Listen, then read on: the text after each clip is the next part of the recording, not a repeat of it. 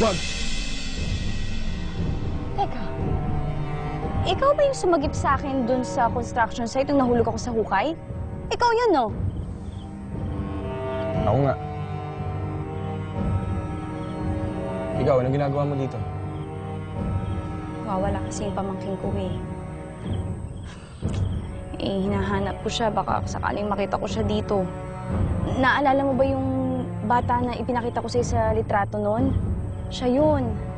Madalas kasi siyang maglaro dito eh. Tama na. Wanna cry. Loves kita kaya ginagawa natin ito.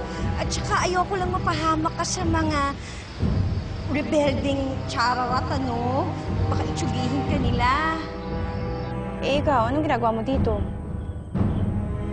May hinahanap din ako nawawala. Parehas pala tayo. May hinahanap tayo pareho. Sa susunod, huwag ka na maghahanap dito. Mapanganib dito. Pwede ka mapahamak. Bakit? Anong alam mo sa lugar na to? Eden? Ano palang tawag sa paraiso na to? Eden nga ang paraiso sa ilalim ng lupa na nangangalaga ng kalikasan. Paano kung walang Eden? Ede, malulos ang kalikasan. Dahil nga kinikilbil na ng mga tao ang mga trees. Imagine, no more trees, no more plants. O diba, manuloka ang madlang people. Pwede.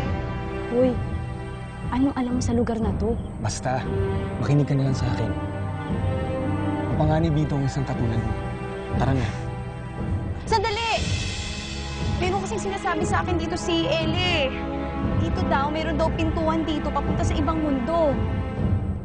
Paano kung napunta dun sa ibang mundo yung pamangkin ko? Ay, Ella, paano pag nakuha na siya ng mga maligno?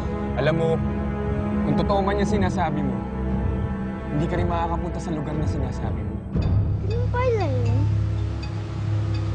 Pero... Bakit ka ganito?